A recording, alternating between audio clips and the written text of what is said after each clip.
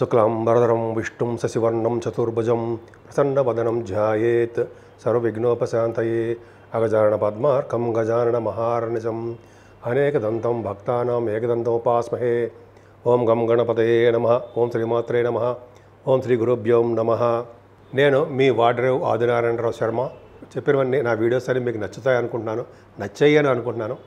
మీరు షేర్ చేయండి, లైక్ చేయండి, సబ్స్క్రైబ్ చేయండి, నన్ను ప్రోత్సహించండి. ఇప్పుడు మనం 8th జూన్ నుంచి 14th జూన్ వరకు కూడా 12 రాసుల వారికి ఎలా ఉండబోతుందో తెలుసుకుందాం. ఇప్పుడు మనం సింహరాశి గురించి తెలుసుకోబోతున్నామండి. సింహరాశికి కుజుడు ఇంతకుముందు అయ్యా బాబోయ్ అనుకునే వాళ్ళం, ఏం పర్లేదు బ్రహ్మాండ ధైర్యపడైనా సింహరాశిలోకి వచ్చాడు. 4th హౌస్ లార్డ్ భాగ్యాధిపతి కుజుడు కేతుతో కలిసి సింహరాశిలో మిత్రక్షేత్రంలో బ్రహ్మాండంగా ఉన్నాడు. అంటే ప్రతి పనులను మీరు ముందంజలో ఉంటారు, ధైర్యంగా దూసుకుపోతూ ఉంటారు. రియల్ ఎస్టేట్ రంగంలో మీకు మీరే కింగ్ అనిపించుకుంటారు. ఎందుకంటే కుజుడు బలవంతుడైపోయాడు కదా, సింహరాశిలో ఉన్నాడు, అగ్నిదత్త రాశిలో ఉన్నాడంటే చాలా పవర్ఫుల్గా ఉంటాడు ఆయన. పైగా అత్యంత రాజయోగకారకుడు. సింహలగ్నానికి ఎంతకంటే ఏం కావాలండి, బ్రహ్మాండంగా ఉన్నాడు. పైగా కొద్దిగా ఫైనాన్షియల్గా మీరు కొద్దిగా చిన్న చిన్న ఇబ్బందులు పడడానికి అవకాశం ఉంది శనీశ్వరుడు చూడడం వల్ల. దానివల్ల మిగతా గ్రహాలు ఎవరా ఇచ్చి తీరుతారు, చెప్పుకుందాం. సరేనండి. ఏదైనా సెకండ్ భావాన్ని శని చూడడం వల్ల కొద్దిగా ఫ్యామిలీలో చికాకులు, మనస్పర్ధలు, చిన్నపాటి గొడవలు ఇవి రావడం సర్వసాధారణంగా ఉంటాయి. భార్యాభర్తల విషయంలో కానీ దాని గురించి పెద్దగా మనం పట్టించుకుంటామా? మన టార్గెట్ అంటే అది రీచ్ అవ్వడానికి చూస్తూ ఉంటాం. అంతే తప్ప చిన్న చిన్న విషయాలు పట్టించుకోకూడదండి. ఇంట్లో ఏది కూడా మనం పట్టించుకోకూడదు, మౌనంగా ఉందాం. అంతేగాని మనం ర్యాష్గా మాట్లాడకూడదు. సరే, అది పక్క మీకు తెలియదు ఏమైనా ఉందా అని చెప్తున్నా, అంతే, పక్క పెడదాం. సరేనండి. ఏదేమైనా మీకు భోజనం వేళపడి తినండి. మీరు తినడానికి అవకాశం దక్కదు, వేళపడి భోజనం చేయండి. ఎందుకంటే మీరు పనుల్లో నిమగ్నం అయిపోవడం వల్ల ఒక గుర్తురాదు భోజనం చేయాలనే తత్వం, తపన. కానీ కాబట్టి ఎవరో ఒకటి మీరు గుర్తు చేసి మీకు భోజనం పెట్టాల్సిందే. అది నిజంగా కాదు, చూసుకోండి. అంతే కదండి. తమ్ముళ్ళని చెల్లెల్ని ఎంతో ప్రేమగా చూసుకుంటారు. అది గొప్ప అదృష్టం ఉండేవి మీకు. వాళ్ళకి ఫైనాన్షియల్ ప్రాబ్లమ్స్ ఉన్నా, ఎటువంటి ప్రాబ్లమ్స్ ఉన్నా, హెల్త్ ప్రాబ్లమ్స్ ఉన్నా సరే మీరు ముందంజలో ఉంటారు. ఆ బాధ్యత కూడా మీదే. ఎంత ప్రేమ మీ మీద కూడా వాళ్ళు అంత ప్రేమ చూపిస్తుంటారు. ఆప్యాయత అంటే సరే ఆప్యాయత ఎక్కువ ఉంటుంది. సరే, అది పక్క పెడతారండి. మీరు ఎక్కువగా ప్రయాణాలు చేస్తుంటారు, నేమ్ అండ్ ఫేమ్ తెచ్చుకుని ఉంటారు, ధైర్యంగా ముందుకు వెళ్ళిపోతుంటారు, ప్రతి పనులను ముందంజలో ఉంటారు అంటే సందేహం లేదు. 4th house lord, 4th house చూసుకోవట్లా కుజుడు. అంటే 4th హౌస్ అంటే చదువు బాగా వస్తుందండి. చదువు రావడంలో చాలా అద్భుతం. అమ్మగారికి చాలా బాగుంటుంది. ఇంకా చెప్పాలంటే మీరు వాహనాలు కానీ, భూములు కానీ, అపార్ట్మెంట్స్ కానీ, వాహనాలు దయపడిగా కొనుక్కునే అవకాశాలు ఉన్నాయండి. అలాగే రైతులకి పంటలో డబ్బులు ధనయోగం రావడానికి అవకాశాలు మాత్రం చాలా ఉన్నాయండి. అలాగే మ్యూజిక్ డైరెక్టర్స్కి, మ్యూజిక్ చేసే వాళ్ళకి మంచి ఆధారమానాలు ఎక్కువ. ఏదేమైనా 12, 13 తారీఖుల్లో పుత్రికా సంతాన జననం కలగడానికి అవకాశం ఉంది. గజకేసరి యోగంలో ఉన్నారు, ధైర్యంగా ఉంటారన్నమాట. ముఖ్యంగా చెప్పాలంటే స్టాక్ మార్కెట్లోనూ, షేర్ మార్కెట్లోనూ, స్పెక్యులేషన్లో కూడా డబ్బులు బాగా కలిసి వస్తాయండి. 12, 13 తారీఖులో గజకేసరి యోగంలో ఉన్నాడు కాబట్టి చంద్రుడు అద్భుతం. అలాగే సినిమా రంగంలో మీరు డ్యాన్స్ అంటారు సరే, డ్యాన్స్ సంబంధించిన వారైనా, మ్యూజిక్ వారైనా, సాహిత్య రంగంలో వారైనా మీరు కలిసి వస్తుందండి.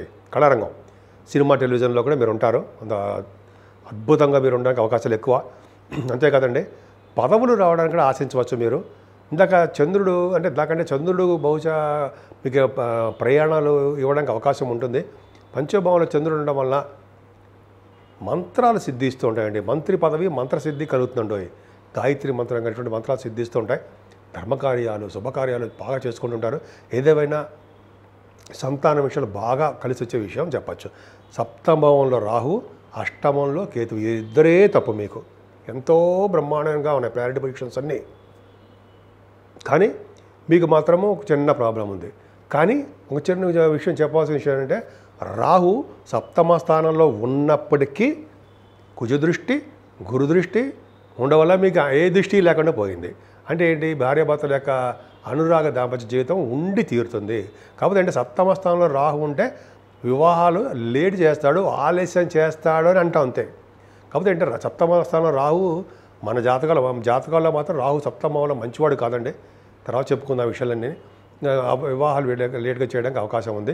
గురు ప్రభావం వలన మీకు అన్యోన్య దాంపత్య జీవితం పర్ఫెక్ట్గా బాగుంటుంది. ఒక్క 8మల శని మాత్రము మీకు నీటి గండాన్ని ఇవ్వడానికి అవకాశం ఖచ్చితంగా ఉంది. అంటే అమ్మ బాబాయ్ మనం మునిగిపోతామా?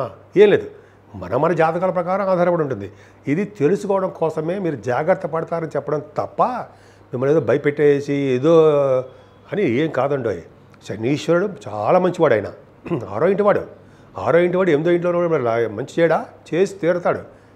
ఒక పక్కన చూడండి, 6, 7, 8 స్థానంలో రాహు శని ఉంటే అమ్మ బాబాయ్ అనుకుంటామా? రాహు గురుదృష్టి ఉండడం వల్ల ఆయన శుక్రుడు కుజదృష్టి ఉండడం వల్ల ఆయన యోగిస్తున్నాడు. 6వ ఇంటి వాడికి ఎంతో భావన ఉండాలి, శని కూడా మంచి చేస్తున్నాడు. అది చాలా కాదండి. అష్టమ శని దోషం ఉందనుకోండి, మీకు కొంచెం జాగ్రత్తగా ఉండండి. ఏదైనా 10th హౌస్ లార్డ్, మీకు 10th హౌస్ లార్డ్ ఎవరండి? శుక్రుడు భాగ్యంలో ఉన్నాడంటే విదేశీ పర్యటన తప్పదు. మీకు మీ జాతకాల్లో శుక్రుడు కనెక్ట్ అయి ఉండాలి. ఉంటే మీ సింహలగ్నం కానీ ఏ లగ్నం వస్తే శుక్రుడు కానీ రాహు కానీ కనెక్ట్ అయిపోయి ఉంటే మీరు ఫారిన్ కంట్రీస్ వెళ్తారు. అంటే జనరల్గా సింహరాశి వారికి, సింహ లగ్నం వారికి అయినా సరే 10th హౌస్ లార్డ్ చరరాశిలో ఉంటే మీరు విదేశాలు వెళ్ళడం ఖాయము, ప్రయాణాలు చేస్తారు, అమ్మవారి దర్శనాలు. అలాగే కొంతమంది అష్టాదశ పీఠాలు అంటే సరే ఆ దర్శనాలు, అమ్మవారి దర్శనాలు ఖచ్చితంగా మీరు చేసుకోబోతున్నారు. అదృష్టం అండి. అలాగే చెప్పుకుంటే వెళ్తే చాలా బాగుంటుంది. ఎక్కువ జనరల్గా శుక్ర ప్రభావం వల్ల సినిమా రంగంలో ఉన్న వాళ్ళకి బాగా కలిసి వస్తుంది. తర్వాత తెలిసి వస్తుంది, అబ్బా ఇంత బాగుందా అని. తర్వాత రవి దశమలో ఉన్నాడు కాబట్టి, దశమ రవి దిగ్బలుడు కదండి. ఒక దాని తర్వాత ఒకటి చూడ ఎలా ఉన్నాడు. శుక్రుడు భాగ్యంలో, రవి దశమంలో, లాభస్థానంలో బుధుడు గురుడు. మీకు ఏం కావాలండి? సరే, రవి దశమంలో ఉన్నాడంటే దిగ్బలుడు అవుతాడు. మీ రాష్ట్రాధిపతి అయ్యాడు కాబట్టి స్ట్రాంగ్గా ఉంటాడు. పొలిటికల్ రంగంలో పదవులు ఇస్తాడు. ఉంటాయి మంచి ప్రజాదరణ, ప్రజాభిమానం, ప్రజాసేవ చేసుకుంటారు. అలాగే గవర్నమెంట్ ప్రొఫెషన్లో సివిల్ సర్వీసెస్, గవర్నమెంట్ ఎగ్జామ్స్ రాస్తుంటారు కదా మీరు, గ్రూప్స్ అని, వాటిలో సెలెక్ట్ అవుతారు. ఆల్రెడీ ఉద్యోగం చేస్తున్న వాళ్ళకి అద్భుతమైన ప్రమోషన్స్ రావడం అవకాశం ఉందండి. సాఫ్ట్వేర్ రంగ ఉద్యోగస్తులకు భద్రత ఎక్కువ. సరే, లాభస్థానంలో గురు బుధుడు 11వ ఇంటి వాడు 11వ ఇంట్లో ఉండడము, 10వ ఇంటి వాడు 9వ ఇంట్లో ఉండడము, 9వ ఇంటి వాడు రాశిలోనే ఉండడం ఎంత అదృష్టం అండి మీకు. సింహరాశి వాళ్ళకి చెలరైపోతారు.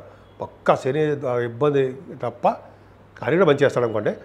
ఇబ్బంది తప్ప బ్రహ్మాండంగా ఉంటుంది. గురుశనులు గురుబుద్ధులు ఉన్నారంటే వ్యాపారవేత్తలుగా బ్రహ్మాండంగా మీరు సూక్ష్మ బుద్ధితోటి, మీకు ఉన్నటువంటి అచంచలమైన తెలివితేటలతోటి, జ్ఞాన సంపత్తితోటి ధనాన్ని సంపాదించుకుంటారు, కీర్తి ప్రతిష్టలు సంపాదించుకుంటారు. అలా చెప్పుకుంటే లేకపోతే చాలా బాగుందండి.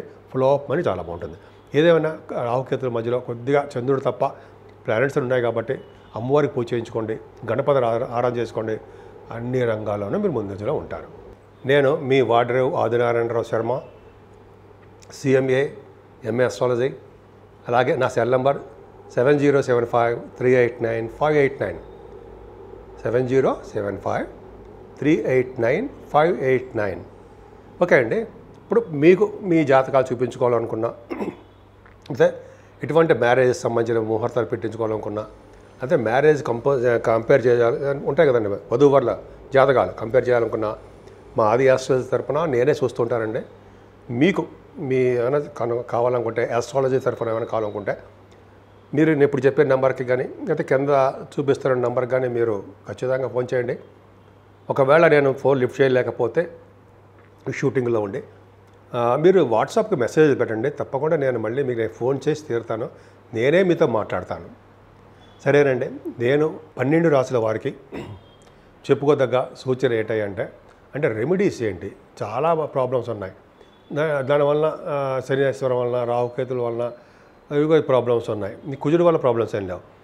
దానివల్ల ఏంటి మరి, ఏం యాక్షన్స్ తీసుకుంటే, ఏమి జాగ్రత్తలు తీసుకుంటే బాగుంటుందంటే, మేషరాశి నుంచి మీనరాశి వారి వరకు కూడా మీరు చేయవలసిన పూజ అంటే అమ్మవారి యొక్క పూజలు. అమ్మవారికి లక్ష్మీ అమ్మవారు అవ్వనివ్వండి, కనకదుర్గ అమ్మవారు, అలాగే భ్రమరామ అమ్మవారు, శ్రీశైలం, ఆవిడ మీకు ఏ ఇష్టదేవత అంటే అది ఇష్టదేవతకి, గ్రామదేవత అంటే గ్రామదేవతకి పూజలు చేసుకోవడం వలన ఆ రాహు కేతువుల వల్ల వచ్చే దోషాలు పరిహారం అవుతాయండి. అంతేకాకుండా కేతువు కూడా సప్తమ భావం ఉండడం వల్ల సుబ్రహ్మణ్య స్వామి ఆరాధన ఖచ్చితంగా చేసుకోవాలి. అలాగే గణపతిని విశేషంగా పూజించడం వలన, అలాగే పౌర్ణమి వెళ్ళిన చవితి పూట కూడా గణపతి ఆరాధన చేసుకోవడం వలన కేతువు వలన వచ్చే దోషాలు పరిహారం అయిపోతూ ఉంటాయి. అంతేకాదండి, సూర్యభగవాన్ని కొలవాలి. సూర్యభగవానుడు నమస్కార ప్రియుడు, అనారోగ్య సమస్యలు దూరం పెడతాడు. ఆయన ఆరోగ్యవంతులుగాను ఐశ్వర్యవంతులుగా చేసే ఆయనే. కాబట్టి మీ రాశి వాళ్ళందరూ కూడా లక్ష్మీ నరసింహస్వామిని కొలవడము, అలాగే విశేషంగా విష్ణు ఆరాధన చేసుకోవడం వలన, అలాగే దత్తాత్రేయ స్వామి వారిని దర్శనం చేసుకోవడం వలన ఖచ్చితంగా మంచి రోజులు రావడానికి అవకాశం ఉన్నాయండి. మీరు భార్యాభర్త కలిసి ఉండడము, అలాగే మీ ఉద్యోగాల్లో ప్రమోషన్స్ రావడము, అలాగే మీరు ఏమనుకుంటే ఆ వాటిల్లో ఉన్నతంగా రాణించాలి అంటే మాత్రము దత్తాత్రేయ స్వామి వారిని కొలవడం వలన విశేషమైన సంపదలు మంచి జరగబోతోంది.